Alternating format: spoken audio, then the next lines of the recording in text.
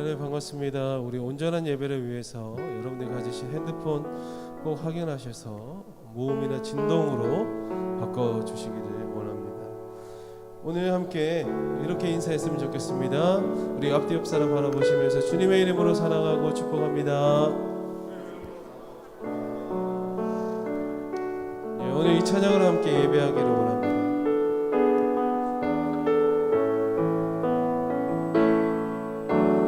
주발 앞에 무릎 꿇고 그 사랑에 맡기네.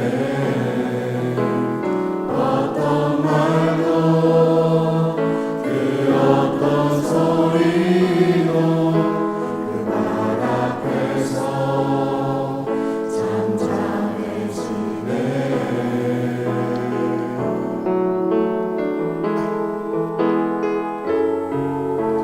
주 나의 사랑 그 말 앞에 앉아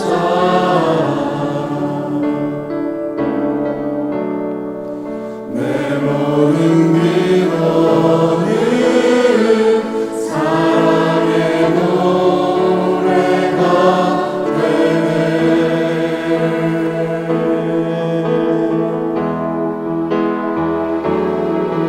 주의 옷자락만 지며 주의 두 발을 지키며 주님 그 발에 입 맞추며 나의 왕관을 얻으리. 주의 옷자락 만지며 주의 그 발을 지키며 주님 그 발에 입 맞추며 나의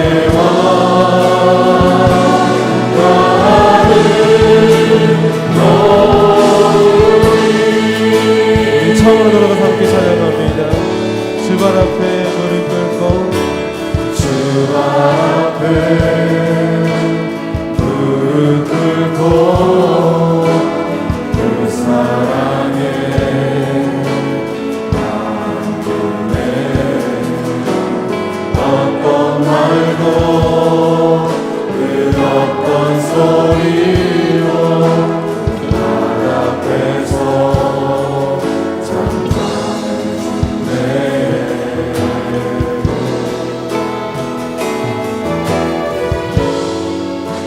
주 나의 사랑 그 말 앞에 앉아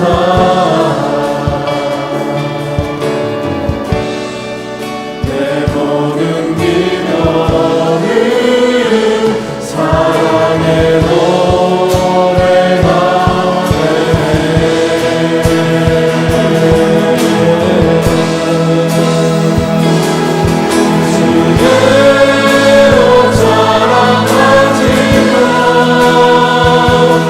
주의 그 발을 지키며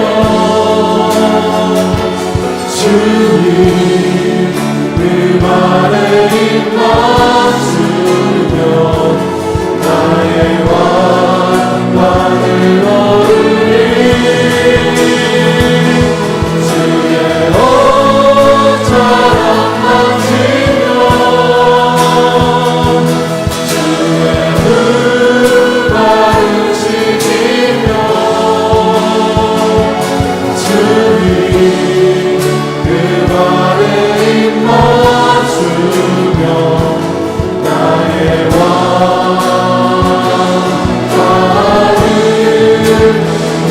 우리 다시 한번 찬양합니다. 주의 옷자락 만지며 주의 옷자락 만지며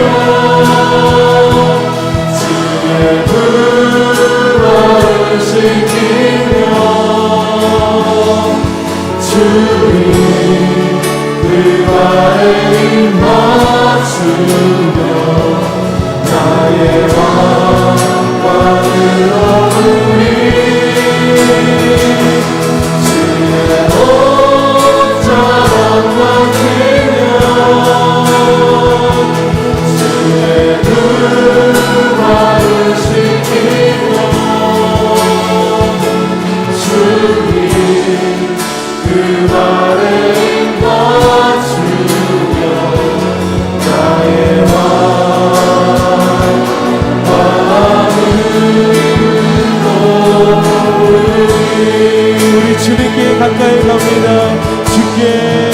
가까이 주께 가까이 나를 이끄소서 완전히 주님만을 원합니다.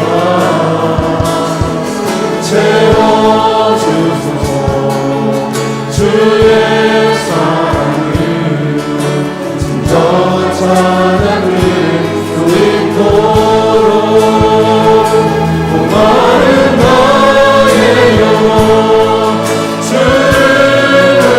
위해 나의 맘만 도와주소서. 주님만을 원합니다. 원합니다. 나의 맘만 도와주소서. 우리 처음으로 돌아가서 주께 가까이 나를 이끄소서 완전히 주님만을 원합니다. 채워주소서 주의 사랑을 진정한 사랑을 우리 다시 한 번 더 찬양을 하십니다. 주께 가까이 주께 가까이 나를 이끄소서 완전히 주님만을 원합니다. 채워주소서 주의 사랑을 진정한 사랑을 듣도록 나는 나의 영혼 주를 위해 나의 맘만 주소서. 나를 원합니다. 원합니다. 나의 맘만 주소서. 많은 나의 영혼 많은 나의 영혼 주를 위해 나의 맘만 주소서. 나를 원합니다. 원합니다. 나의 맘만 우리 마지막으로 목마른 나의 영혼 많은 나의 영혼 주를 위해 나의 맘만 주소서. 나를 원합니다. 원합니다. 나의 맘만 주소서. 그렇습니다. 찬양의 가사처럼 주님께서 우리 심령을 만져주시는 놀라운 예배 되게 하옵소서. 말씀 전하신 우리 목사님 위해서 함께 기도해 주시기를 원합니다. 기도로 준비하시겠습니다. 하나님 아버지 감사합니다.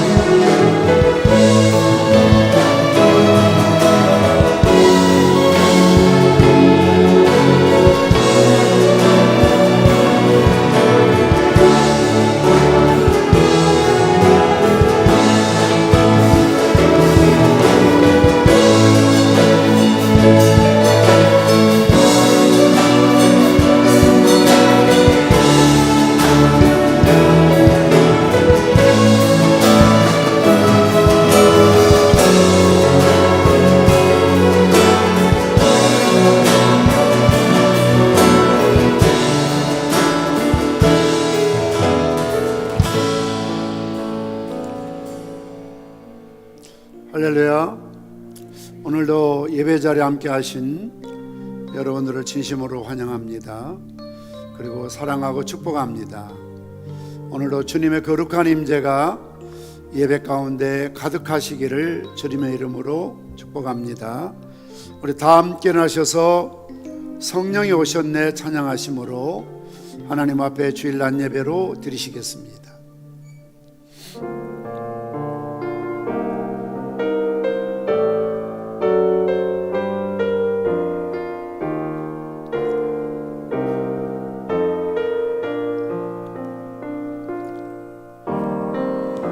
무엇이 전 지날 때 한숨 내쉴 때 그런 풍경 보시며 간직하는 분 있네.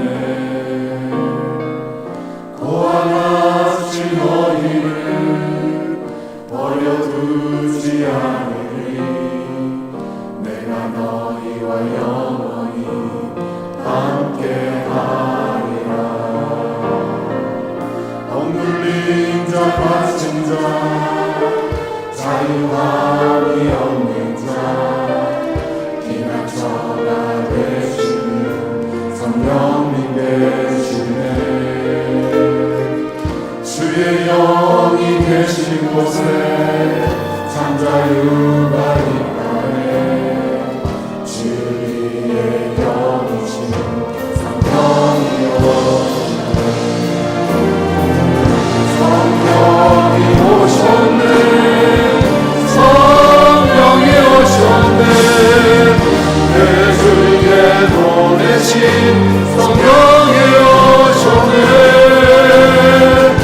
우리 인생 가운데 진히 찾아오셔서 그 나라 성령이 오셨네. 성령이 오셨네. 성령이 오셨네. 내 주에 보내신 성령이 오셨네. 우리 인생 가운데 진히 찾아오셔서 그 나라 나홀 있는 동안에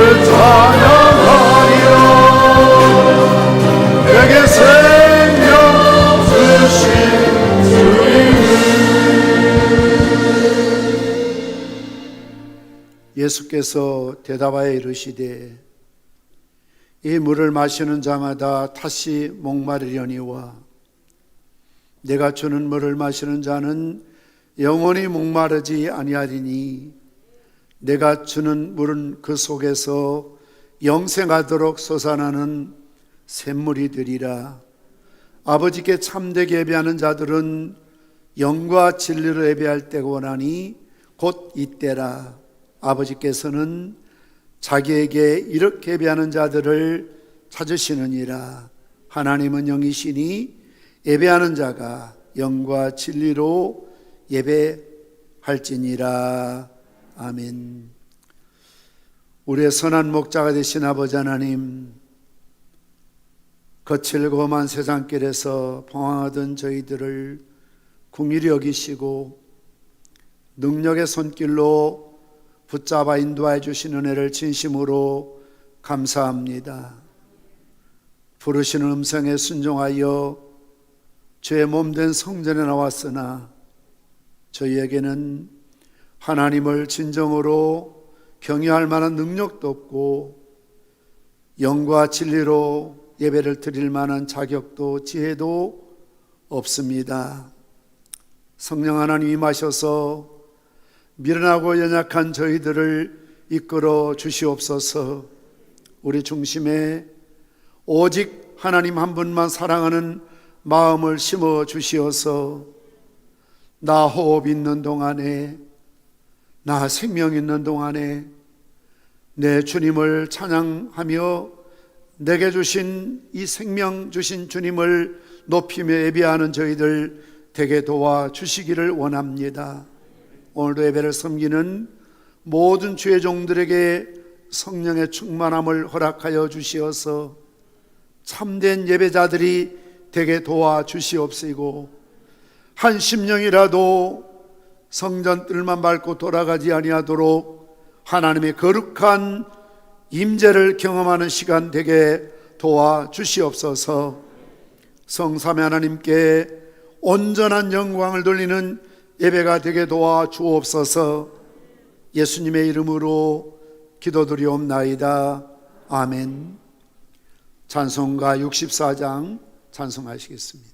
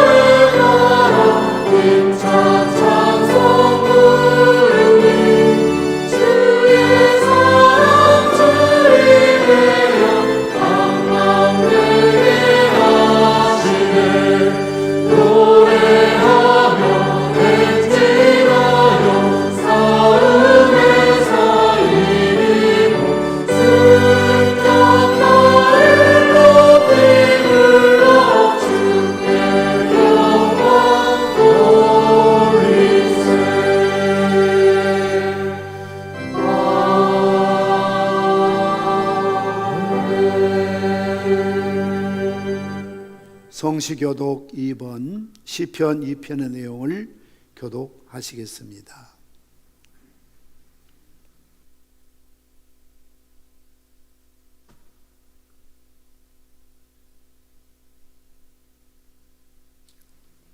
교독문 2번을 교독하십니다. 어찌하여 이방 나라들이 분노하며 민족들이 헛된 일을 꾸미는가? 여호와와 그의 기름 부음 받은 자를 대적하며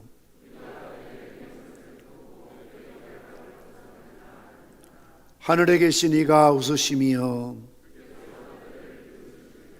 그때 분을 바라며 진노하사 그들을 놀라게 하여 이르시기를 내가 여호와의 명령을 전하노라. 여호와께서 내게 이르시되 내게 구하라. 내가 이방 나라를 유업으로 주리니. 아멘. 사도신경으로 신앙 고백하시겠습니다. 전능하사 천지를 만드신 하나님 아버지를 내가 믿사오며 그 그의 아들 우리 주 예수 그리스도를 믿사오니 이는 성령으로 잉태하사 동정녀 마리아에게 나시고 본디오 빌라도에게 고난을 받으사 십자가에 못 박혀 죽으시고 장사한 지 사흘 만에 죽은 자 가운데서 다시 살아나시며 하늘에 오르사 전능하신 하나님 편한 자 계시다가 저로서 산자와 죽은 자를 심판하러 오시리라. 성령을 믿사오며 거룩한 공회와 성도가 서로 교통하는 것과 죄를 사하여 주시는 것과 몸이 다시 사는 것과 영원히 사는 것을 믿사옵나이다. 아멘. 자리에 앉으시겠습니다. 교회 소식을 먼저 전해드리도록 하겠습니다. 오늘 저희 평산교회 처음으로 출석하신 분들을 진심으로 환영합니다. 등록하셔서 한 가족으로 믿음 생활하시면 대단히 감사하겠습니다. 오늘 교육부 교사 모임이 예배 마친 후에 1시 20분 본당에 있습니다. 꿈미 교재 설명회가 있습니다. 우리 모든 교육부 교사들은 참석해 주시길 바랍니다. 셀 리더 임명합니다. 한나셀을 이선혜 권사님 수고해 주시길 바랍니다. 할렐루야 찬양대 단원 모집합니다. 김상일 집사님에게 의논해 주시고요. 임명합니다. 김종순, 박경애, 오윤윤 세 분 할렐루야 찬양 단원으로 임명합니다. 2022년 셀 교재에 셀 리더가 일괄 구입하셔서 셀원들에게 배부해 주시길 바랍니다. 기부금 영수증 필요하신 분들은 미리 한 주 전에 사무실에 신청해 주시길 바랍니다. 주소나 전화번호 변경되신 분들 교적 정리를 위해서 사무실로 연락 주시면 감사하겠습니다. 신년 카렌다 받지 못하신 분들 가정별로 한 번씩 받아가 주시기 바랍니다. 김학효 권사님 피부상을 당하여 여러분의 위로와 조문에 감사하며 떡을 공개합니다. 나가실 때 받아가시기 바랍니다. 매일 성경 통독하시고요. 다음 주일 2분 안예배 각기관 정교원래 모입니다. 또 총회 군성교를 위해서 총회를 위해서 기도해 주시기 바랍니다. 신년 특별 새벽 기도회는 2월 7일 월요일부터 한 주간 있을 계획입니다. 많이 참석해 주시기를 부탁을 드립니다. 이 시간에는 남성 로뎀 중창단 특성으로 하나님께 영광을 돌리시겠습니다.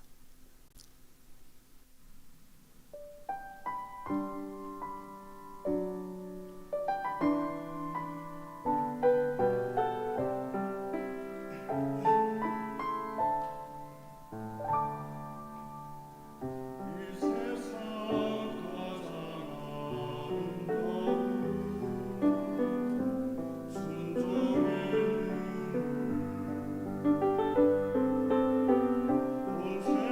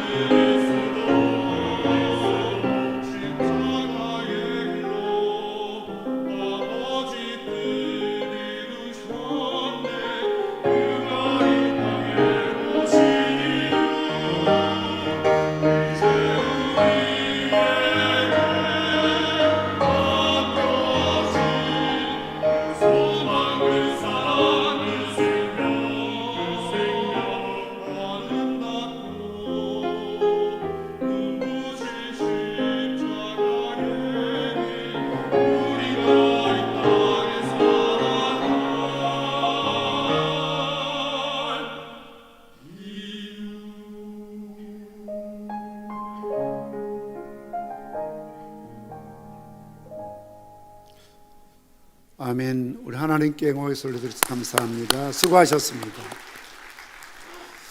우리 찬양대뿐만 아니라 남성, 여성 중창단에도 여러분들이 많이 지원해 주시길 바랍니다. 이번에 지휘자가 새로 오셨고 또 여성, 남성 솔리스트가 새로 또 한 번 들어오셨기 때문에 아마 많은 그런 도움이 되고 무엇보다도 하나님께 찬양하는 그런 특권을 갖는 것이 얼마나 중요하다는 것을 또 오늘 본문 말씀을 통해서도 우리는 깨닫게 될 것입니다. 하나님 말씀 함께 보시겠습니다. 요한계시록 4장 8절에서 11절 말씀까지를 봉독해 드리겠습니다. 요한계시록 4장 8절에서 11절 말씀입니다. 내 생물은 각각 6 날개를 가졌고 그 안과 주위에는 눈들이 가득하더라. 그들이 밤낮 쉬지 않고 이르기를 거룩하다 거룩하다 거룩하다 주 하나님 곧 전능하신 이여 전에도 계셨고 이제도 계시고 장차 오실 이시라 하고 그 생물들이 보좌에 앉으사 세세토록 살아계시는 이에게 영광과 존귀와 감사를 돌릴 때에 24 장로들이 보좌에 앉으신 이 앞에 엎드려 세세토록 살아계시는 이에게 경배하고 자기의 관을 보좌 앞에 드리며 이르되 우리 주 하나님이여 영광과 존귀와 권능을 받으시는 것이 합당하오니 주께서 만물을 지으신지라 만물이 주의 뜻대로 있었고 또 지으심을 받았나이다 하더라. 아멘. 헨리 워드 비처 목사님이라는 유명한 설교자가 뉴욕의 큰 교회에서 주일 설교를 하도록 계획이 되어 있자 그 교회는 이 사실을 대대적으로 홍보를 하였다고 합니다. 그러나 막상 주일 직전에 갑작스러운 질병으로 설교를 못하게 되셨습니다.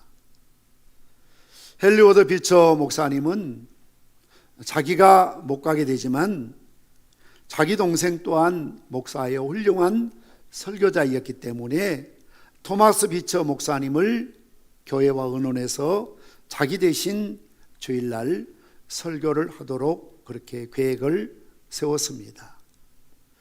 주일 아침에 세계적으로 유명한 부흥 강사인 설교자인 헨리 워드 비처 목사님이 올 줄 알고 많은 교인들이 빈틈없이 초만원을 이루는 사례를 갖게 되었습니다.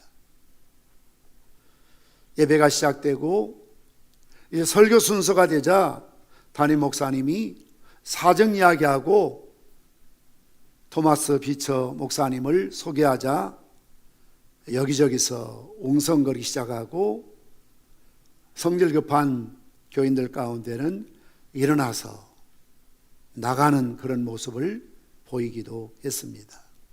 그러자 강단에 서신 토마스 비처 목사님은 이런 유명한 말로 설교를 시작했다고 합니다. 저희 형님이 갑작스러운 병환으로 오늘 예배에 못 오게 됨을 제가 대신 사과드립니다. 그러나 오늘 저는 특별한 간구를 드리고 말씀을 증거할까 합니다.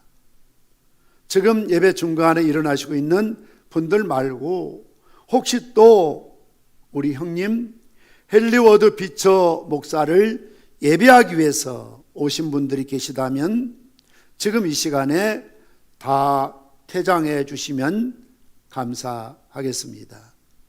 왜냐하면 우리는 오늘 헨리 워드 비처가 아닌 하나님을 예배하기 위해서 이 자리에 모였기 때문입니다. 물론 예배 중에 설교가 중요하지요. 설교자에 따라서 여러분들이 예배의 실패자가 되어서는 안 된다는 것입니다. 누가 설교하느냐에 따라서 은혜 받기도 하고 은혜를 못 받을 수 있지만 그러나 그것은 하나님께 온전히 드리는 예배 성격을 안다면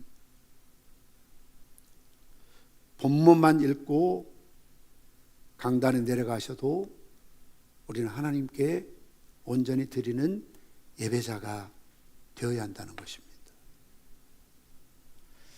이런 광고를 들은 교회 장례는 찬물을 끼얹는 것처럼 조용해지고 그날 예배에는 특별한 성령님의 기름 부으심이 있었다는 기록이 있습니다. 오늘 계시록 4장 5장은 하늘나라의 커튼을 잠깐 열으셔서 하나님께서 하늘에서 진행되는 예배 광경을 보여주고 계십니다. 여기서 예배의 영광을 우리는 접할 수가 있습니다. 계시록 4장은 하늘에서 하나님께 경배하는 데 대해서 몇 가지 원리를 제시하고 있습니다. 가장 근본적인 원리는 예배가 그분 자신을 계시하신 하나님께 응답하며 찬양하는 점이라는 것입니다. 이것을 내 생물이 예배하는 모습에서 발견할 수가 있습니다. 오늘 계시록 4장 8절 말씀 보시면 내 생물이 밤낮 쉬지 않고 거룩하다 거룩하다 거룩하신 하나님, 전에도 계셨고 이제도 계시고 다시 오실 하나님, 이처럼 하나님께 계속해서 찬양하며 예배를 드리고 있습니다. 지난주에 말씀드린 것처럼 이 네 생물은 사자와 소와 인간과 독수리의 모습이라고 말씀을 드렸습니다. 그들은 모든 부류의 지상의 생물을 대표합니다. 대표자들로서 그들은 자기들의 예배를 하나님께 드리고 있는 것입니다. 내 생물처럼 창조세계 전체가 온 우주 공간이 끊임없이 밤낮을 가리지 않고 숲속에 오는 그런 곤충 한 마리라도, 새들의 노랫소리, 바닷속에서 나는 모든 소리들이 결국 하나님을 찬양하고 예배하는 피조물의 세계를 보여주고 있습니다. 하나님을 영화롭게 찬양하고 영화롭게 예배하는 그룹 천사들과 함께 대속받은 인류의 목적을 나타내는 24장로가 합류해서 하나님을 예배하고 있습니다. 사랑하는 성도 여러분, 우리가 매주 매 시간 한국교회만큼 예배가 많은 교회가 세계적으로 없습니다. 도대체 예배가 무엇일까요? 왜 우리가 그리스도인으로서 주일마다 이 공예배에 참여해야 될까요? 오늘 이 질문에 대한 답을 본문을 통해서 얻고자 합니다. 오늘 우리는 참된 예배 정의를 통해서 먼저 예배의 영광이 무엇인지를 알아야 합니다. 첫째는 예배의 영광은 하나님의 임재를 경험하게 하는 것입니다. 오늘 본문의 말씀을 우리가 이해하기 위해서는 계시록 1장 10절 말씀을 읽을 필요가 있습니다. 우리 한번 계시록 1장 10절 말씀을 같이 읽겠습니다. 시작. 주의 날에 내가 성령에 감동되어 내 뒤에서 나는 나팔 소리 같은 큰 음성을 들으니, 우리가 잘 아는 대로 사도 요한이 마지막 노년을 에베소에서 목회를 하시다가 결국 로마의 핍박에 의해서 반모섬이라는 정말 불모지와 같은 그런 거칠고 험한 곳에 유배를 당하게 됩니다. 힘든 상황, 배고프고 외롭고 고독한 저 바다 건너에 자기가 목회했던 에베소 교회가 마치 손에 잡힐 듯한 그런 섬에서 지금은 이제 반모섬이 개발이 되어서 많은 집들이 들어서 있습니다만 옛날에는 참 무인도와 같은 그런 섬이었다고 합니다. 토굴 속에 들어가서 오늘 10절 말씀 주의 날에 주일이었습니다. 성령에 감동되어 하나님께 엎드려 예배를 드릴 때에 하늘 문이 열리고 나팔 소리 같은 큰 음성이 들리기 시작했다는 것이죠. 그리고 오늘 4장 1절 말씀에서도 이르에 보니 하늘에 열린 문이 있는데 본문의 상황을 정리하면 이렇습니다. 유배 생활을 하면서도 예배 갈망을 지닌 사도 요한이 주일에 하나님을 예배하기 위해서 엎드렸더니 하늘문이 열리고 나팔 소리 같은 큰 음성, 하나님의 놀라운 현현하심, 에피파네스 나타나심을 보여주셨다는 것이죠.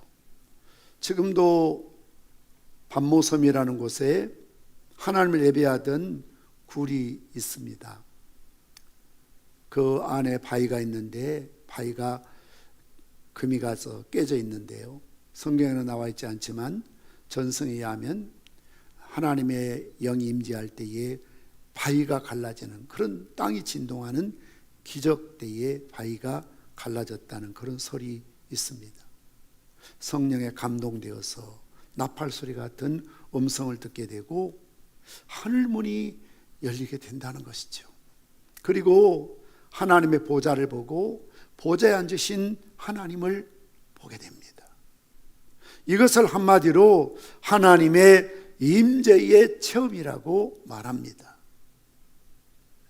한 기독교 심리학자는 예배자의 행복을 어린아이가 엄마의 풍성한 젖꼭지를 물고 행복에 잠긴 것에 비유했습니다. 아기가 엄마의 임재를 확인하고 엄마 품에서 엄마를 통해서 모든 필요한 것들을 공급받으면서 만족해하고 행복에 기호하는 표정을 연상해 보십시오.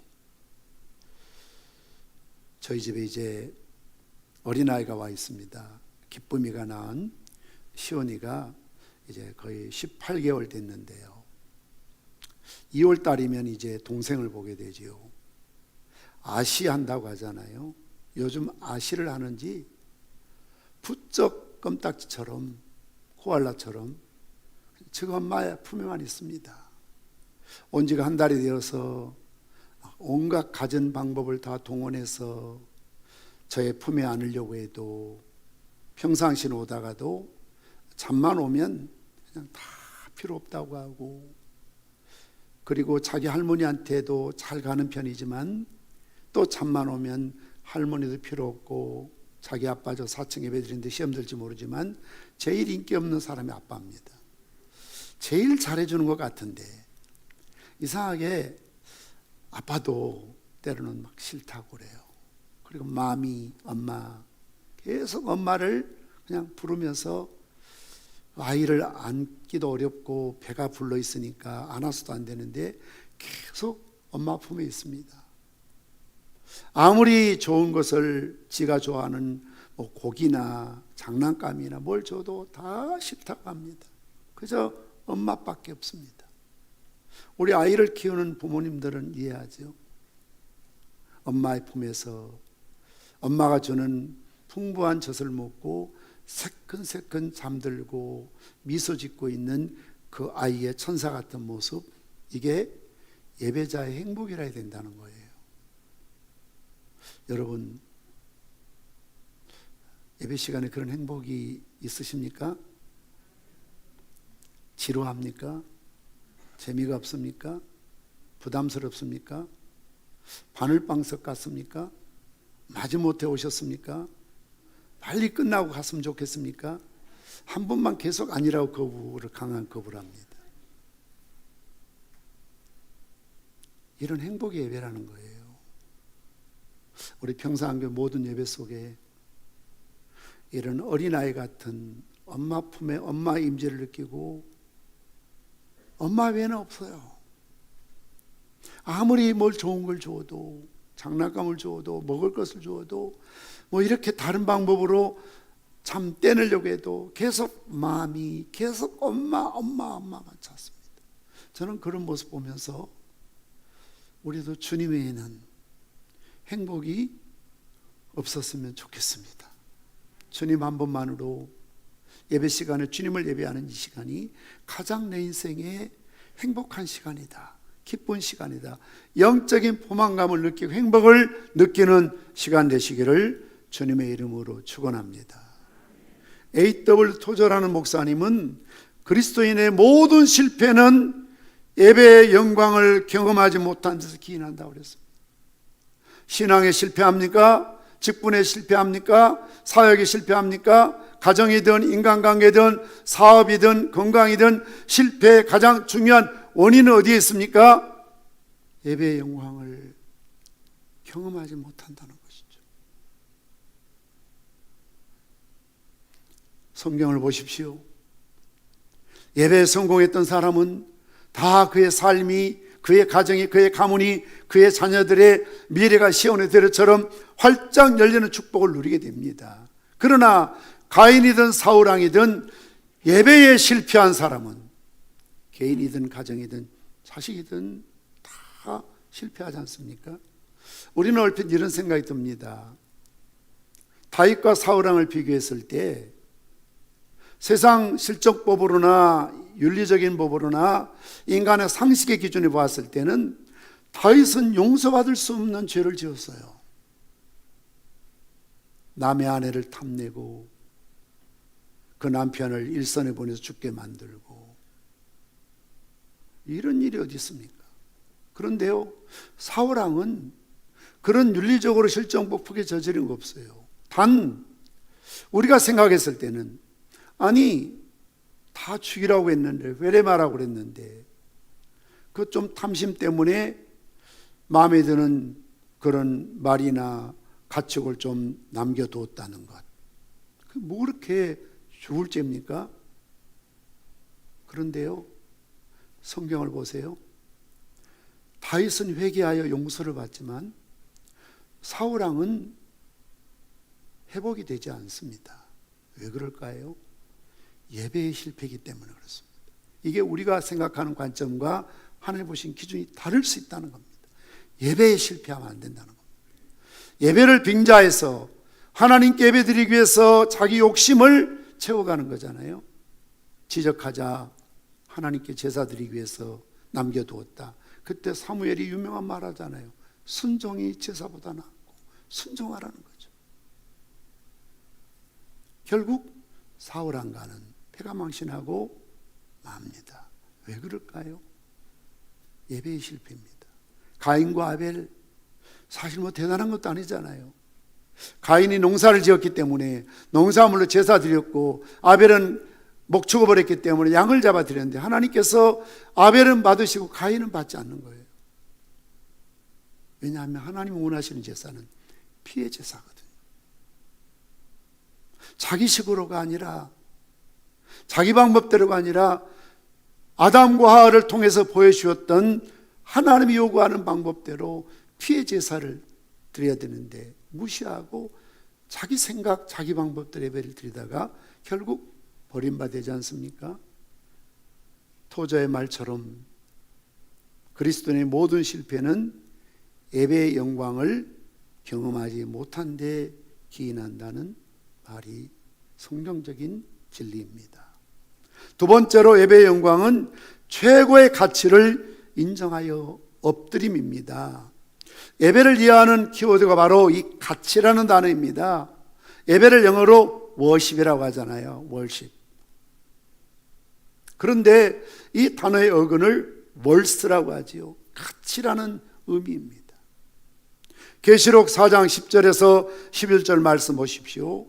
여기에 지난주에 말씀드린 것처럼 구약의 하나님 백성을 대표하는 12지파와 신약의 교회를 대표하는 12사도의 24장로라고 구약 신구약의 성도들을 대표하는 예배자라고 말씀을 드렸습니다. 그들이 11절 말씀 보면 우리 주 하나님이여 영광과 존귀와 권능을 받으시는 것이 합당하오니, 여기서 이 합당하다는 말을 영어로 worthy라고 그래요.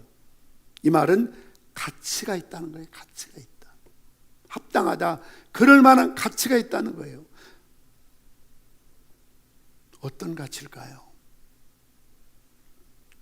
먼저 본문에서는 창조의 신비를 말씀하고 있습니다. 왜 하나님께서 우리 예배를 받으실 만한 최고의 가치가 있는 분이실까요? 그 이유는 11절로 계속 이어진 말씀을 보시면 우리 한번 같이 읽겠습니다. 시작. 주께서 만물을 지으신지라 만물이 주의 뜻대로 있었고 또 지으심을 받았나이다 하더라.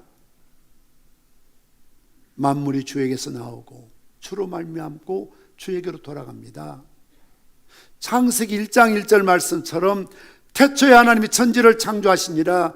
정말 이 모든 우주 만물, 가견적인 것, 눈에 보이는 것이든 불가견적인 눈에 보이지 않는 모든 것들을 하나님께서 창조하신 창조주요 만물의 주재자로 믿는다면 합당히 마땅히 하나님은 모든 피조물의 예배를 찬양을 받으시는 것이 당연하다는 거죠.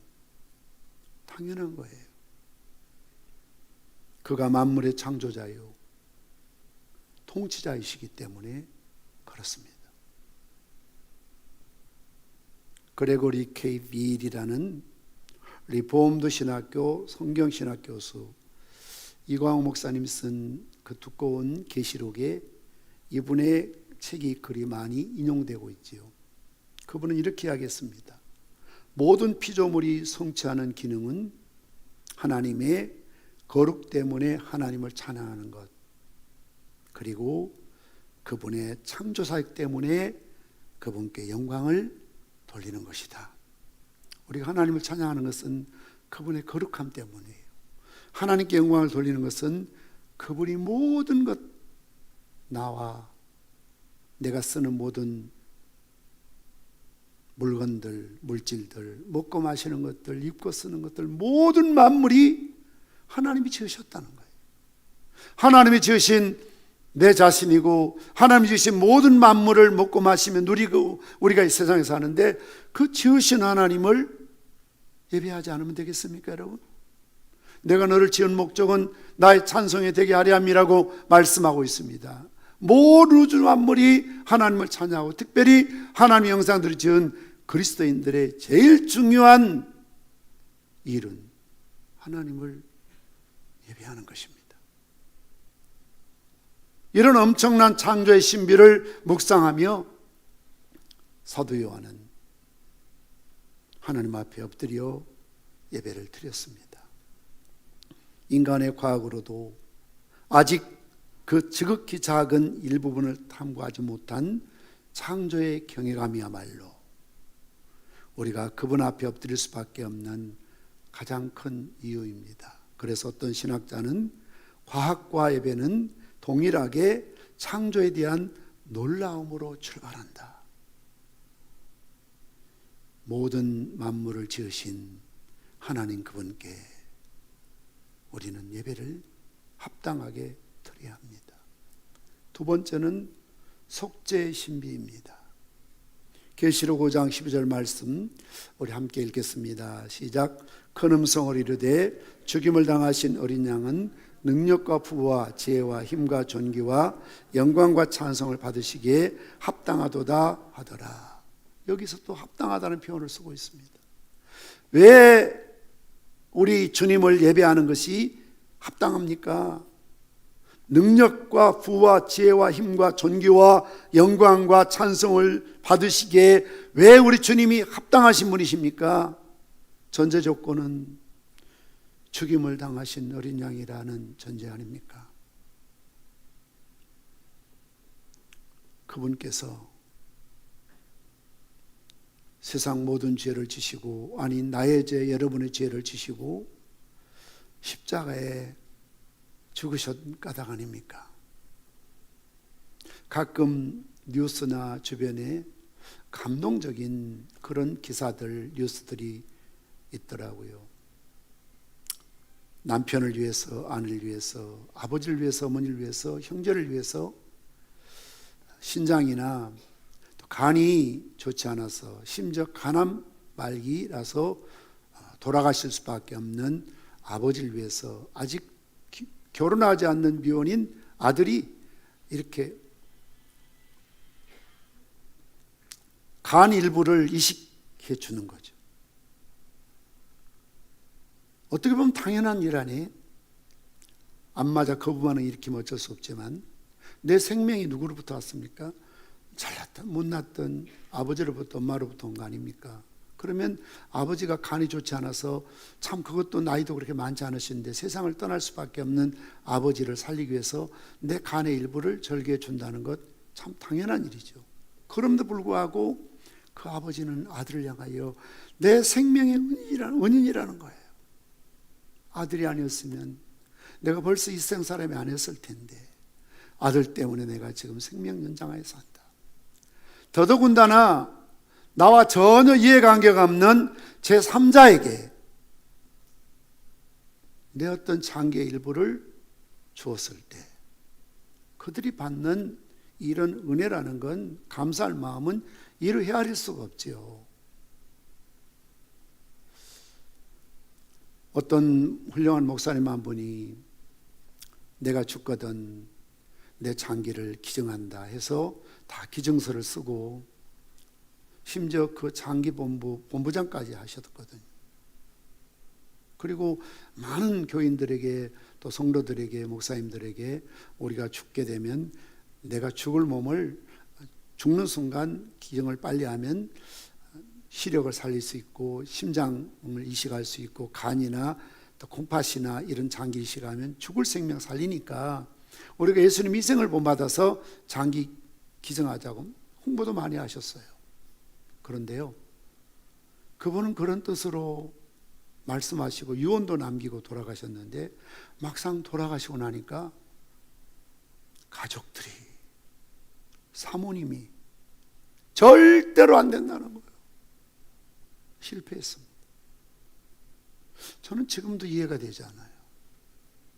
본인이 그렇게 유언했고 그런 의지를 갖고 세상을 떠났다면 어차피 몇 시간 며칠이면 불에 화구에 들어갔다 나오면 아무것도 없어지고 다 태워지는데 그의 눈이나 그의 심장이나 그의 간이나 그의 장기를 이식하면 죽을 사람을 살릴 수 있을 건데 왜 사모님이 돌아가신 분인데 며칠 몇 시간 지나면 불에 태워지면 아무것도 남지 않는 그런 잿더미인데 왜 그렇게 극렬하게 손도 못 대게 하셨을까? 여러분, 내 몸의 장기를 아무리 내가 사랑하는 남편이요, 아내요, 부모요, 자식이요, 특히 제3자에게 그렇게 기증한다는 거 여러분 쉬운 일 아닙니다. 쉽지 않아요. 다시 말씀드리면 내가 기증해서 그의 육신의 생명을 5년에 10년 영원히 사는 거 아니잖아요. 연장시키는 것도 그렇게 대단하고 위대하고 선행이라고 생명 은인이라고 난리인데 하물며 영원히 죽을 수밖에 없는, 지옥 갈 수밖에 없는, 멸망받고 저주받을 수밖에 없는 나를 위해서 주님이 이 땅에 오시고 십자가에 죽으셨습니다. 어떤 땐 여러분 그런 생각 들 때가 있어요. 내가 지옥 간들 하나님 손해 볼 거 없어요. 예수님 답답할 일이 없어요. 내가 아니어서 하나님 뭐 손해 봅니까?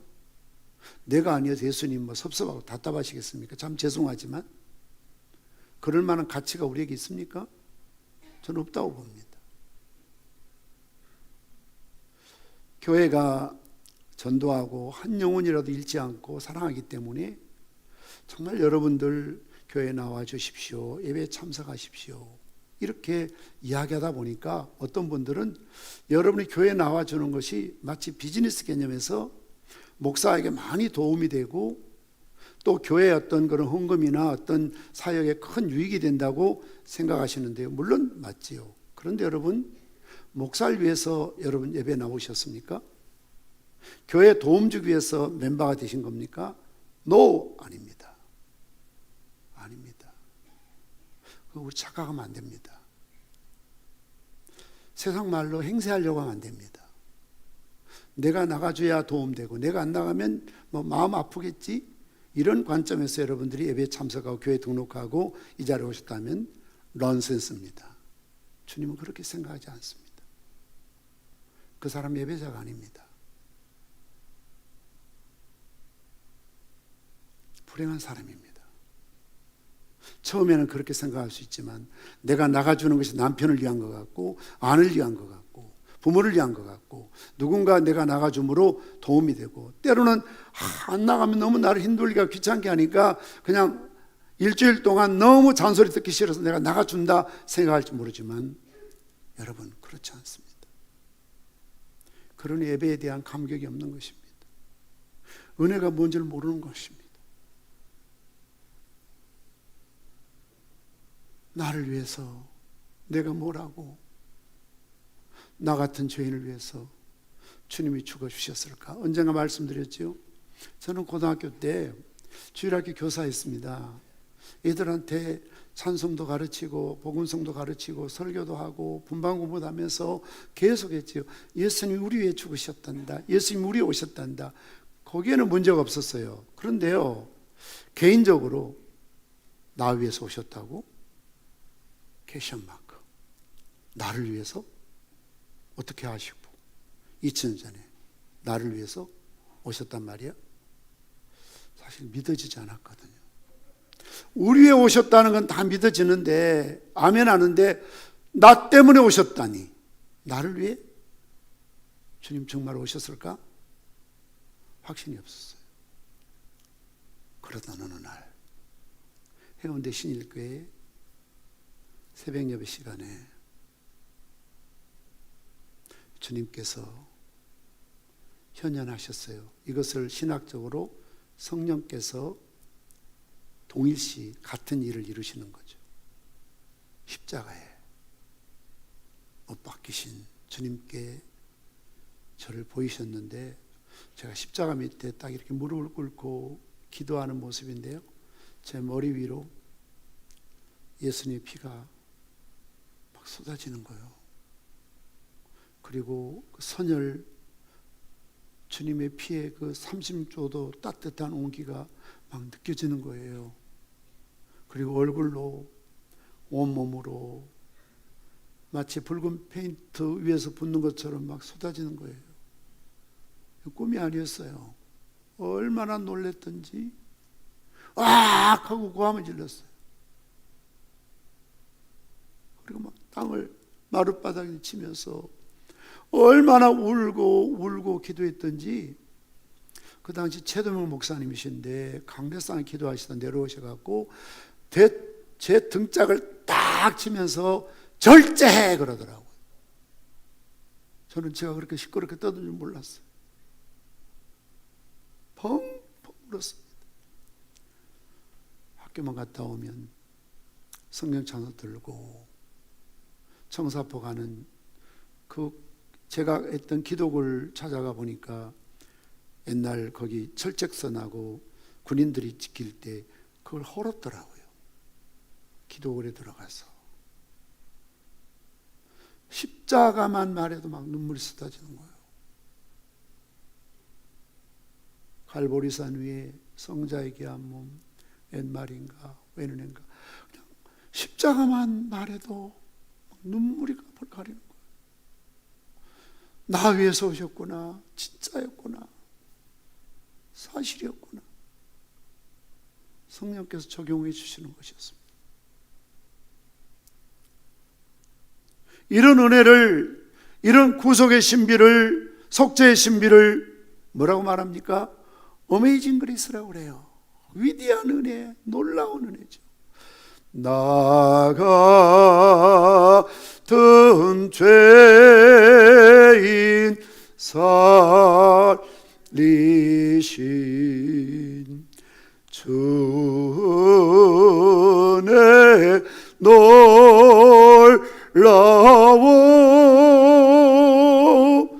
잃었던 생명 찾았고 광명으로 돕네. 할렐루야. 그렇습니다. 이런 창조의 신비와 속죄의 신비를 인해서 요한은 죽게 엎드려 예배하는 것입니다. 오직 그분만이 예배를 받으시기에 합당하시다. 최고의 가치가 있는 분이죠. 보석 중에 최고의 가치를 다이아몬드라고 하잖아요. 여러분 인생의 최고의 가치가 뭐라고 생각하세요?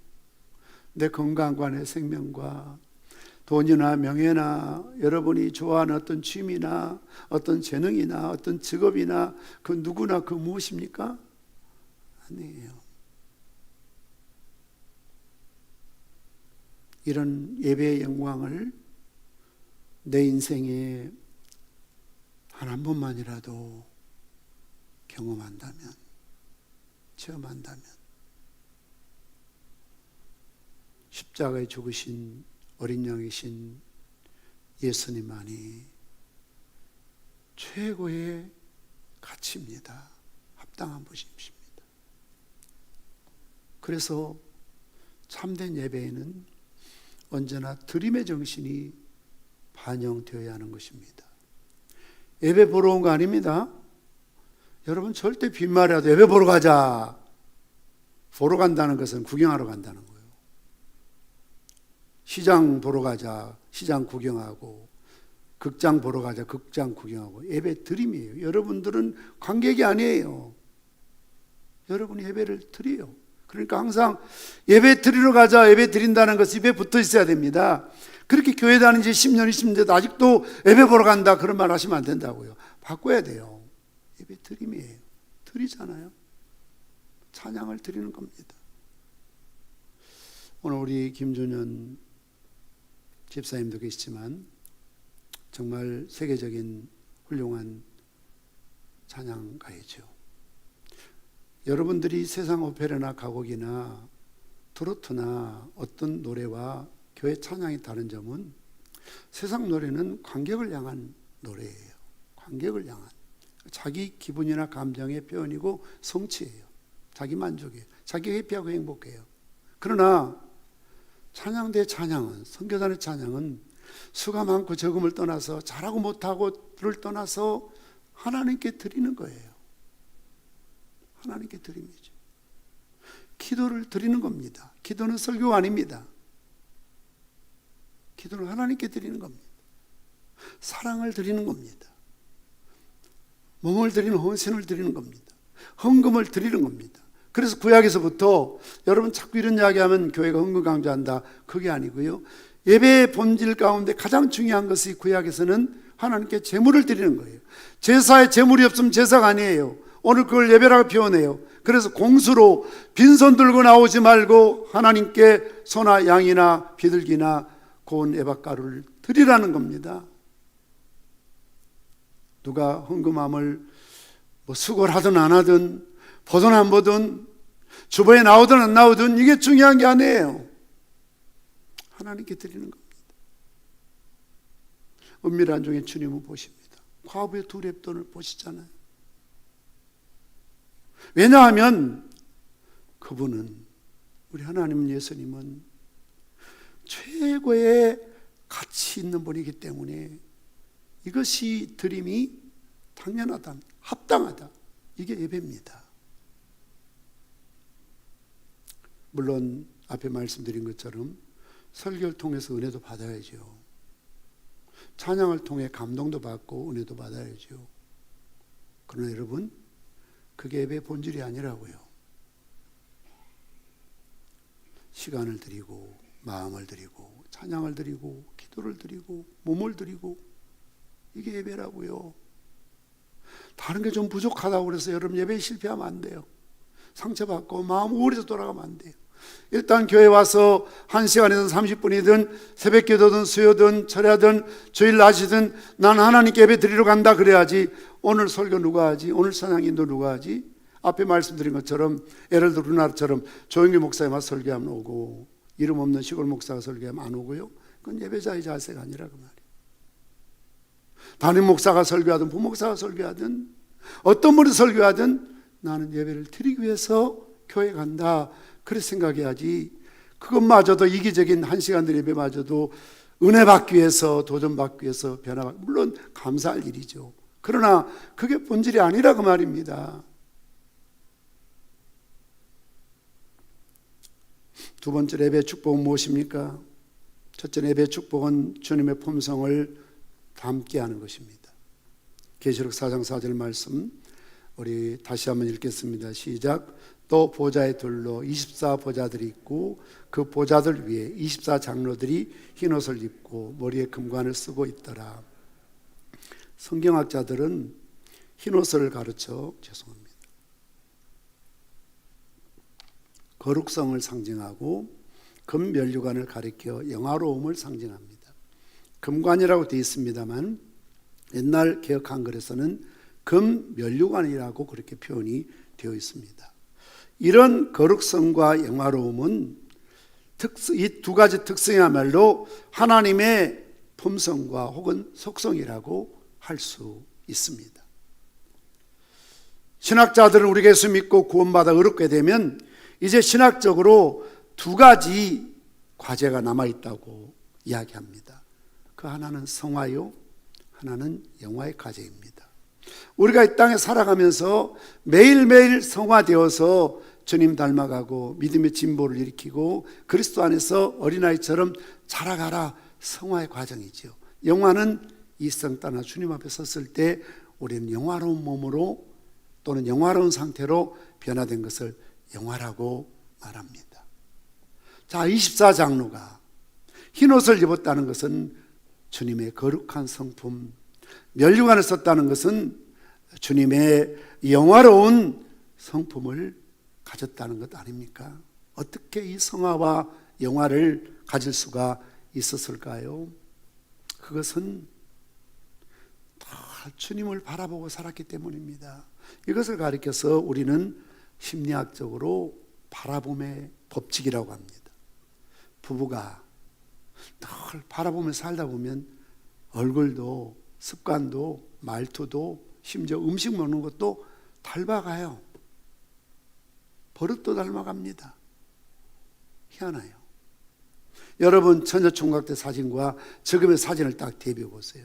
처녀총각 만나서 결혼할 때는 전혀 얼굴이 다른데 10년, 20년, 30년 살고 딱 찍어보면 쌍둥이처럼, 심지어 어디 가면 형제가 아니냐고 묻는 경우도 있어요.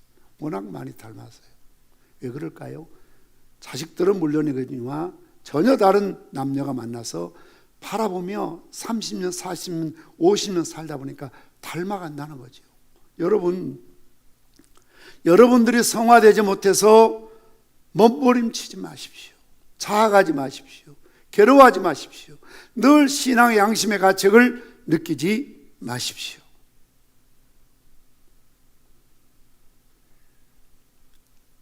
단순하게 진지한 모습으로 예배자가 되십시오. 어린아이 같지 않으면 은혜 받을 수가 없고요, 천국에 갈 수가 없어요. 심플해야 됩니다. 제발 설교 시간에 좀 단순하게 아이들처럼 설교를 들어주십시오. 왜 같은 설교인데 세상적으로 말하면 정치 구단으로 설교를 들어가지고 우리 목사님 왜 저런 이야기 하실까? 이상한 소설을 쓰고요. 저 이 주일에 무슨 일이 있었나? 심지어 어떤 분은 저 내 이야기인데 누가 목사님한테 고자질했지? 뭐 이런 식으로 막 해석해가지고 옛날 개척할 때 다 하니까 소문 나 있으니까 몇 번 이야기했으니까 처음에 이제 김수선 그때는 성로고 이주영이, 이순년이 같이 와서 예배 드리는데 저는 몰랐는데 예배만 마치고 집에 가면 싸웠대요. 그 어머니가 순년이한테 너 그걸 다 너 그 전도사한테 일러주면 어떡해? 그래서 이야기 안 했다. 거짓말하지 마라. 오늘 너 그 전도사 내더라고 이야기하더라. 매주일 그랬대요. 매주일. 또 주영이한테 주영아 네가 그런 것까지 다 가서 너 그 전도사 일러주면 어떡해? 아무 말 안 했다. 거짓말하지 마라. 오늘 이야기가 우리 이야기 돼? 그러면서 싸웠대요. 그게 은혜라고 생각해야죠. 고자질했다. 왜 그렇습니까? 자기식으로 반응하냐 그래요. 좀 단순했으면 좋겠습니다. 복잡한 생각. 제발 예배 시간에 오늘 마치고 누구 만날까? 모처럼 조용한 시간인데 일주일 스케줄 잡고 뭐 어떤 계획 세우고 마음은 와 있지만 몸은 와 있지만 마음은 콩밭에 가 있잖아요. 주일날 오후에 문 여시는 분들 제 경험을 말씀드릴게요. 제가 집사 때요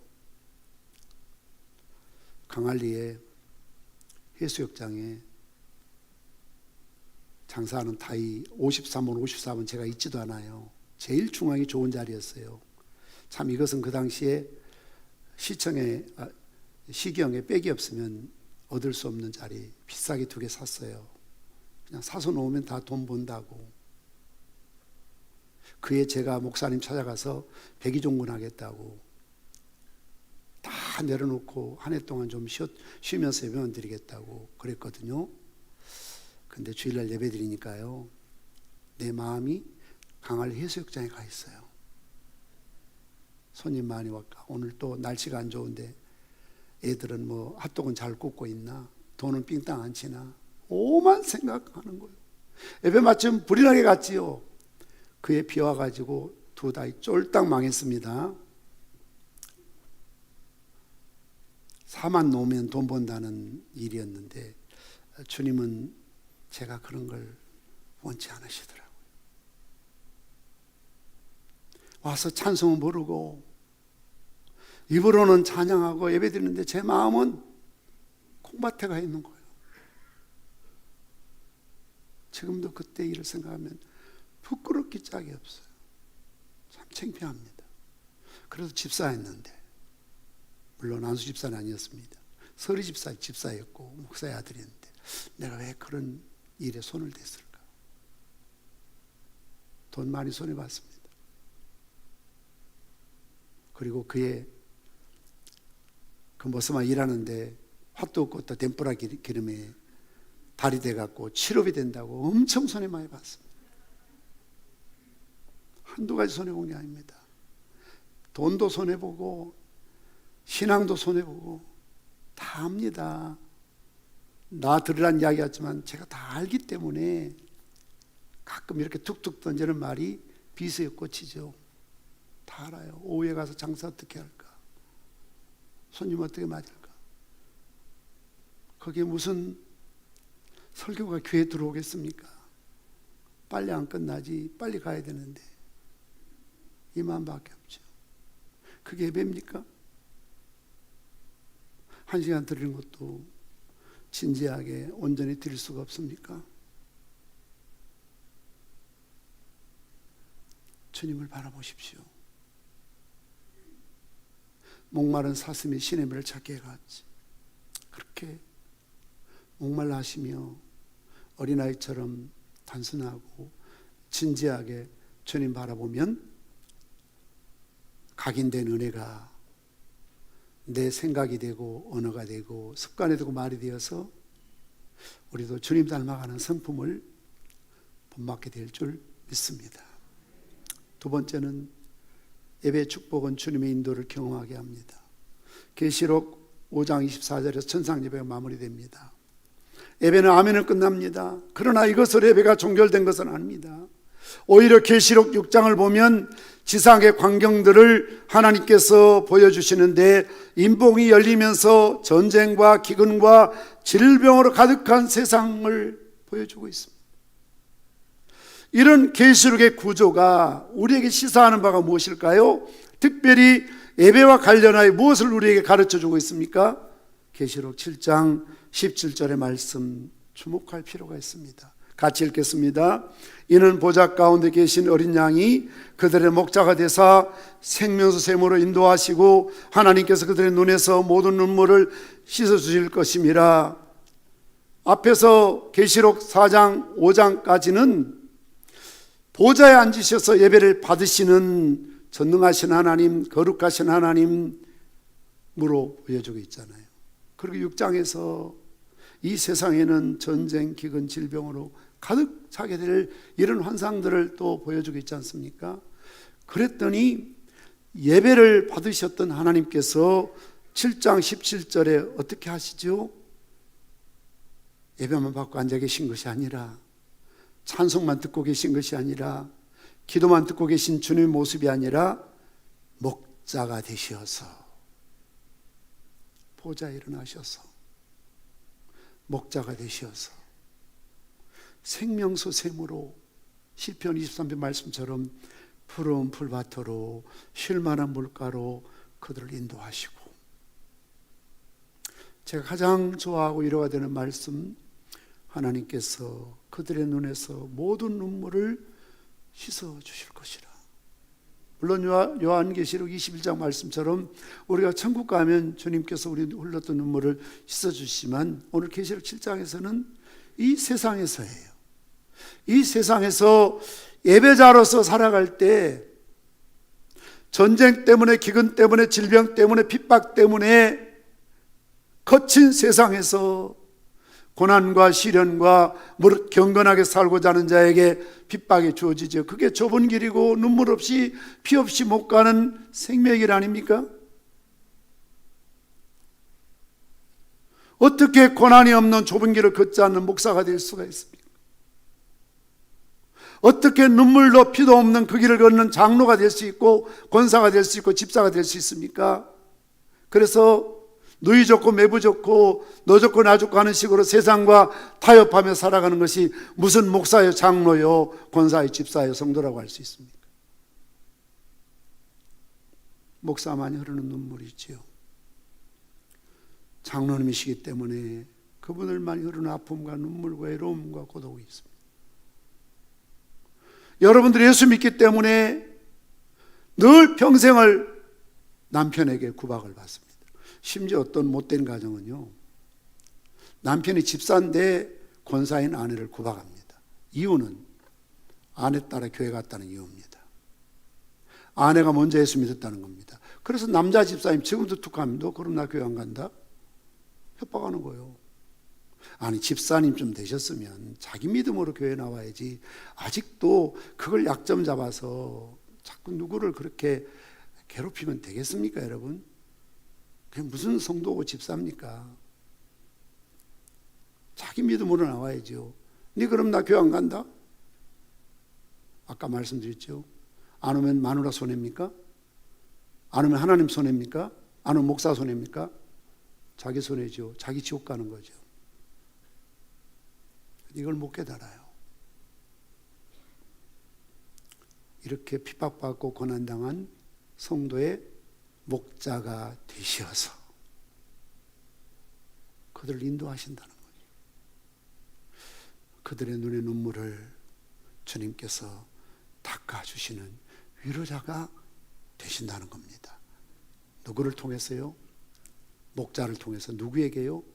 예배자에게. 어디에서요? 거친 세상, 문제와 갈등이 있는 여러분의 가정에서, 직장에서, 사업장에서, 교회 안에서 고단한 광야길을 걸을 수밖에 없는 여러분에게 도움과 위로와 방패가 되어 주신 은혜가 예배자에게 주어진다는 겁니다. 결론적으로 진정한 예배자의 자세는 무엇입니까? 영과 진리로 진정한 예배를 드리기 위해서 우리는 준비가 필요합니다.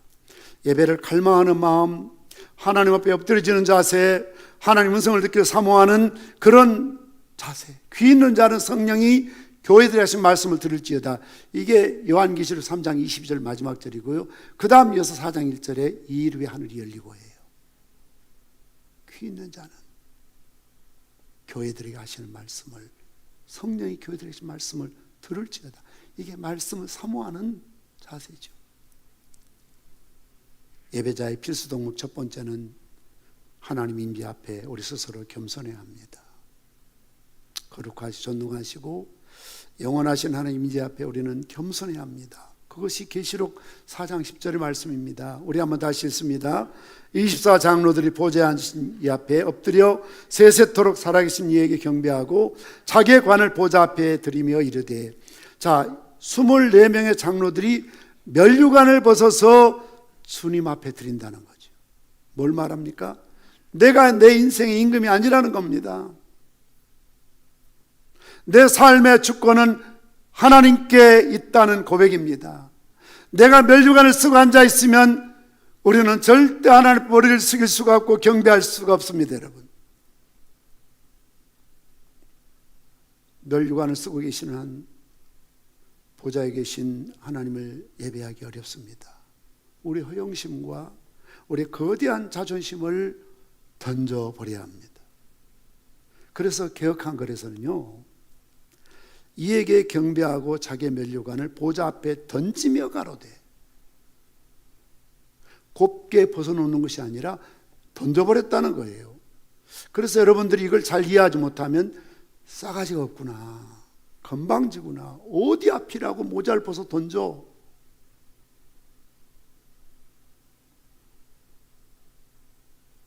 이것은 자기의 면류관을 보좌 앞에 던진다는 것은 과감한 자기 포기를 보여주는 것입니다.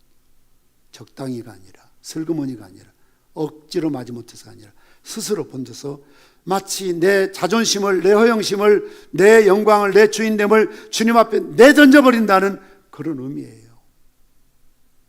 인생의 문제, 신앙의 문제, 이 땅의 모든 문제 주님 앞에 내려놓는다, 던진다는 의미를 갖습니다.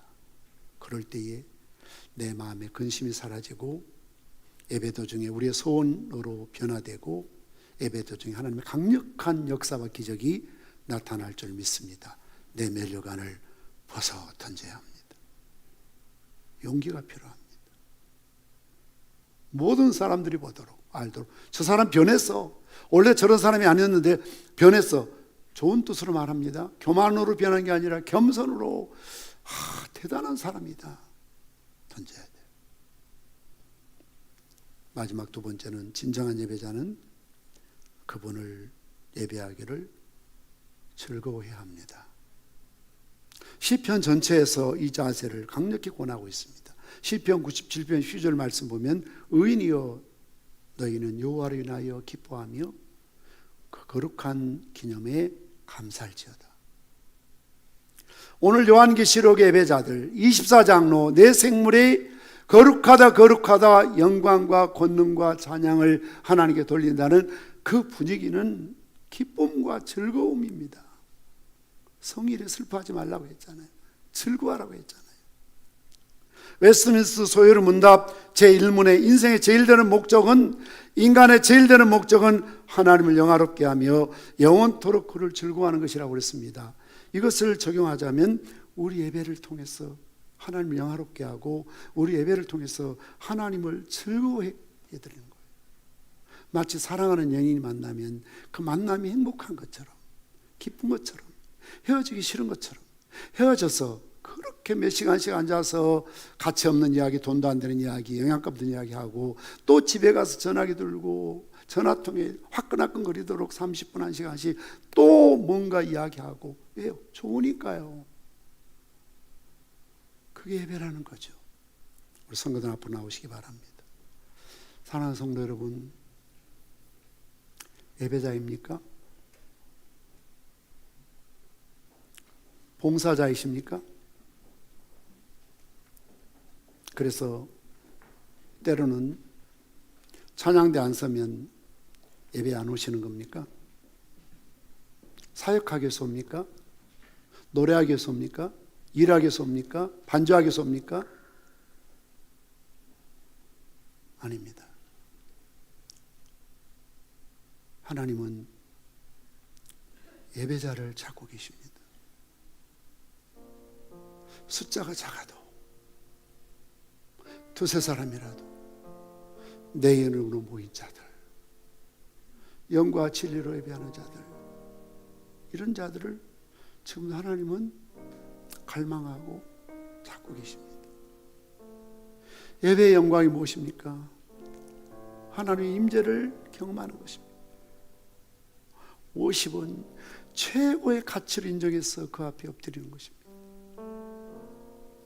왜냐하면 그분이 창조자요 통치자이시기 때문에, 왜냐하면 그분이 우리를 위해서, 나를 위해서 십자가에 죽으신 속죄의 주인이시기 때문에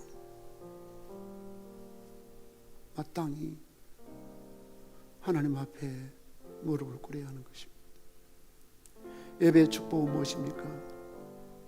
주님의 품성을 닮아가는 겁니다. 예배를 많이 드린 사람일수록, 많이 드렸던 사람일수록 더 주님을 바라봄으로 닮아가야 되죠. 왜 이렇게 연륜과 경륜을 자랑하고 모태신앙이라고 하고 20년 30년 예수 믿고 직분을 받은 사람일수록 주님과는 거리가 먼 품성이 보이는 겁니까? 왜 그럴까요? 스스로 생각해 보십시오. 내가 왜 변했는지. 여러분, 예배를 방해하는 직분이 있습니까? 직책이 있습니까? 일이 있습니까? 내려놓으십시오. 물론 교회가 봉사자가 필요하지만, 일꾼이 필요하지만, 교회는 세상과 다르게 예배자가 봉사자가 되어야 하고 예배자가 일꾼이 되어야 하는 것입니다. 예배에 성공하는 사람이 직분을 가져야 하는 것입니다. 그래서 교회에서 이제 4월 달에 우리 공동회 통해서 장로, 권사, 집사 후보를 뽑을 텐데 꼭 두 가지를 보는 이유가 뭡니까? 주일 성수하느냐, 예배 잘 드리냐, 그거예요. 예배도 제대로 못된 사람 어떻게 교회 직분자를 세웁니까? 또 한 가지는 주재권, 정말 주님이 주인이신가, 11조예요. 기본이에요, 기본. 이 기본도 안 되는데 어떻게 직분을 줍니까? 줘서도 안 되고 받아서도 안 되는 거죠. 오히려 자기에게 화가 되는 거죠. 교회 직분이 세상의 명예입니까? 진급하는 겁니까? 출세하는 겁니까? 당선되는 겁니까? 아니에요. 그래서 떨어지면 교회로 옮기고 시험들 안 나오는 겁니까? 아닙니다. 저는 우리 교회 직원들 참 말씀드리고 싶은 게, 사역하다 보면, 봉사하다 보면, 심지어 남들 기도할 때 기도 못하고 찬양할 때 찬양 못하고 그럴 때 있잖아요. 우리 선교단도 그렇잖아요. 그런 예배의 실패자가 되어서 안 됩니다. 어떤 직분이, 어떤 일이 여러분의 예배를 방해하거든 그직을 내려놓으십시오. 어린아이가 청와대 가면 대통령 앞에 장난치지요. 까불지요. 왜요? 대통령이 어떤 분인지 모르기 때문에 그렇습니다. 그러나 대통령의 권한이, 그 위세가, 권세가, 능력이 어떤 사람을, 어떤 걸 아는 사람은 그분 앞에 지각합니까? 왜 11시인데 11시 집에 나오시는 겁니까? 조기철 목사님, 조마시 장로님 멋진 예화가 있지요. 오산학교 조마식 장로님이 학교 교장입니다. 그 학교 학생이 조마식 그 주기철 목사였습니다. 그리고 이 산정의 교회 섬길 때에, 평양에 있는 산정교회 섬길 때에 이 주기철 목사님이 되셔갖고 조마식 장로가 있는 교회 청빙받았어요. 그 교회 담임 목사가 됐습니다. 자기 제자예요. 새카만 후배예요. 나이로 봐도 아버지 뻘이에요. 그래도 조마식 장로님이 훌륭했던 것은 주기철 목사님 가방을 들고 목사님 그림자도 밟지 않고 뒤따라다니며 신방을 도왔어요. 어느 날입니다. 조마식 장로님 밖에서 안내하다가 그만 예배 시간이 좀 늦었다고 합니다. 땅 예배가 시작됐어요. 옛날에 예배 걸어 잠굽니다. 우리 교회도 11시 되면 좀 잠궜으면 좋겠어요. 못 들어오도록, 그냥 가도록. 옛날 그렇게 했어요. 조마식장님 좀 늦게 들어왔을 때 예배를 시작하려던 주기철 목사님이, 조마식 장로님 왜 예배 늦게 들어옵니까? 집에서 늦게 온 게 아니에요. 교회 밖에서 안내하고 섬기다 봉사 늦게 왔다고요. 그 자리에 서서 예배 드리십시오. 하늘 같은 분 아닙니까? 자기 교장 선생님 스승이었어요. 조마시 하나님이 꼼짝하지 않고 그 자리에 예배 끝날 때까지 예배 드리고 끝난 다음에 공개적으로 사과했습니다. 제가 예배 지각해서 주의 종의 마음을 아프게 했으니 너무나 죄송합니다. 앞으로 두 번 다시 지각하는 일이 없도록 하겠습니다. 저 때문에 지각하라 말라가 아니에요. 대통령 만나는 지각합니까? 여러분 마음이나 자세가 그렇습니까? 아니잖아요. 와서 기다려야죠. 10분 전에 못 오면 5분 전이라도 좀 오십시오. 왜냐하면 늘 습관적으로 지각하는 분이 있어요.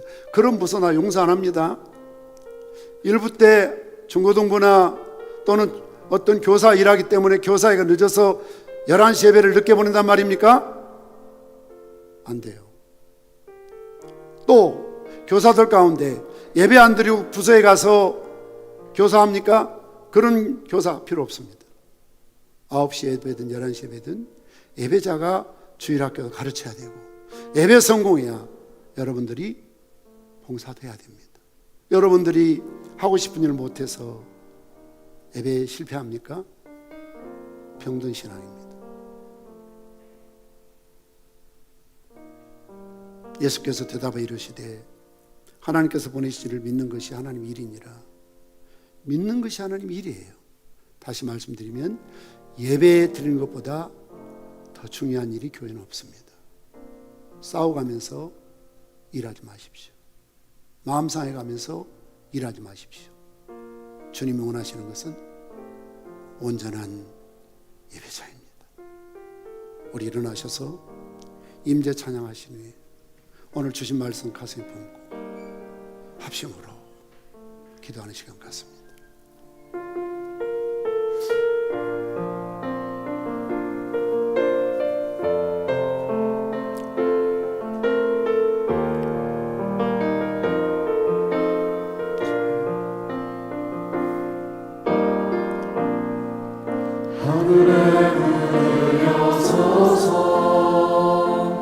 이곳을 주목하소서.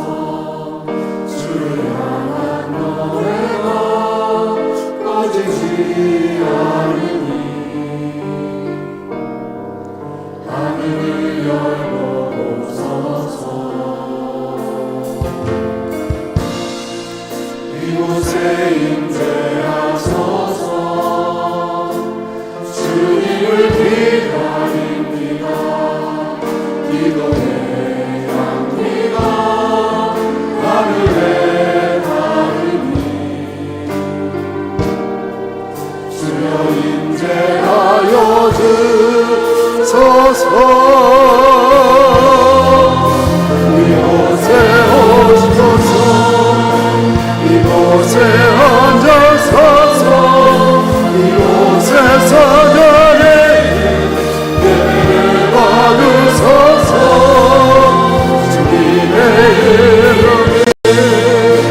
주님의 이름만이 오직 주의 이름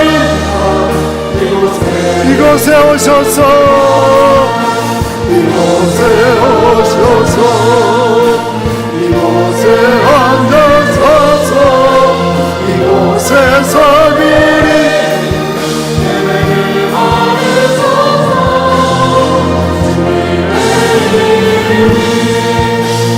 주님의 이름만이 오직 주의 이름만 이곳에 오셔서 이곳에 오셔서 이곳에 앉아서서 이곳에서 드리 예배를 받으소서.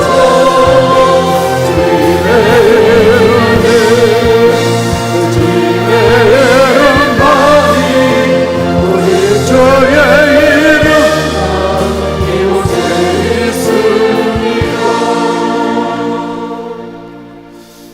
우리 이 시간 짧지만 단 한마디라도 주님 앞 예배자로서 결단하고 반응하고 회개했으면 좋겠습니다. 여러분 왜 이 자리에 계십니까?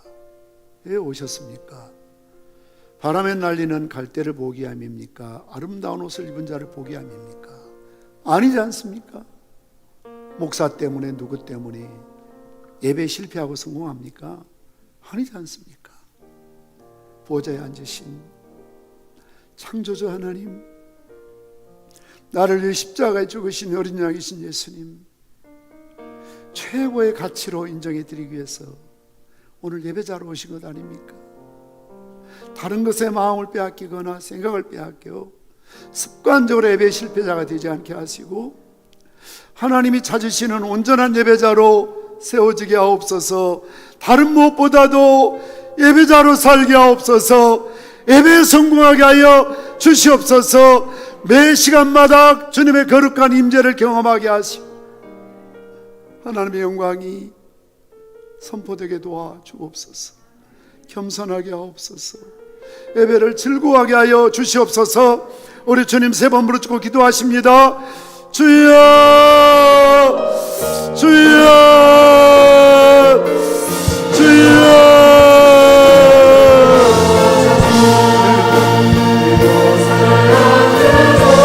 예배자로 서게 하시고 예배자로 세우게 하시고 예배자로 양육하게 하시고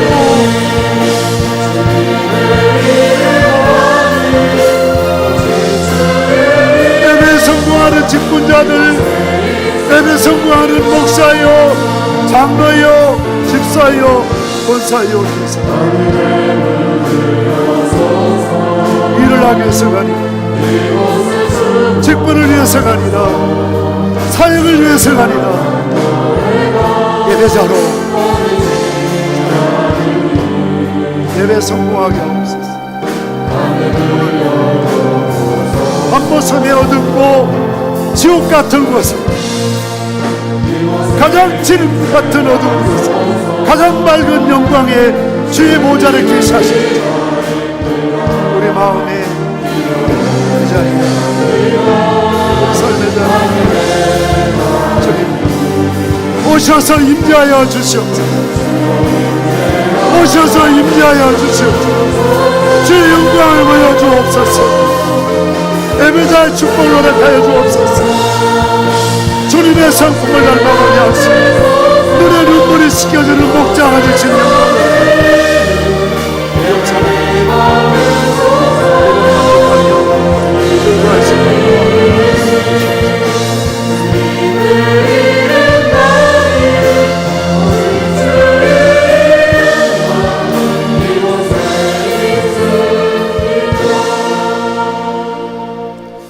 예수께서 대답하여 이르시되 하나님께서 보내신을 믿는 것이 하나님의 일이니라. 하나님의 일은 하나님 믿는 일이요, 하나님 예배하는 일이요, 하나님 섬기는 일입니다. 우리가 교회 신앙생활하면서 때로는 직분 때문에 일 때문에 상처받고 교회를 떠나거나 예배에 실패하지 않게 도와주시기를 원합니다. 오늘도 하나님의 임재를 경험하는 예배가 되게 하시고 최고의 가치를 인정하여 엎드림 예배가 되게 하여 주옵소서. 예배자들에게 주의 품성을 담게 하시고 주님 목자가 되시어서 인도하시고 눈에 눈물을 씻기시는 위로를 경험하게 하여 주시옵소서. 주 앞에 겸손하게 하시고 예배가 행복한 시간, 즐거운 시간 되게 하시고 예배자로 주님 앞에 흠이 없게 도와주옵소서. 시작 전에 참여하게 하시고 축도받고 돌아갈 수 있는 믿음도 또한 허락하여 주시옵소서. 오늘도 주님 앞에 공소로 나오지 아니하고 정성을 다하여 귀한 예물 올려드립니다. 주일원금, 11조원금, 헌당구자원금, 선교원금 드립니다. 강단을 꽃으로, 차량으로, 영상실에서 찬양으로 여러 모양으로 섬기는 봉사하는 주의 종들, 예배자의 수고가 더 값지게 하시고 영광이 되게 하여 주옵소서. 주님께서 저들의 사업에 손으로 하는 모든 일에 복을 주시어서 소유물이 땅에 넘치게 하여 주옵소서. 하늘문을 여시고 쌓을 것이 없도록 복을 허락하여 주옵소서. 믿지 않는 가족들, 이방인들이 저희들 복되다 할 만한 간증의 주역들이 되게 도와주시옵소서. 예수님의 이름으로 축복하며 기도드리옵나이다. 아멘. 배송 부르시니 축도 예배를 마칩니다.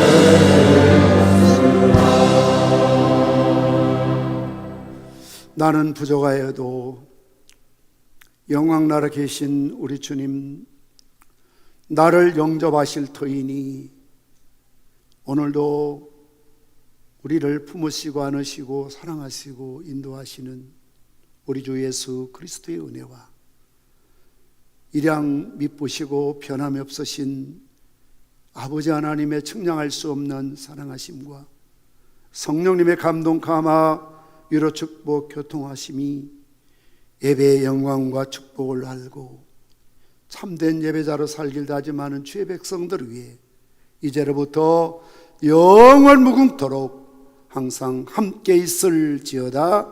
아멘.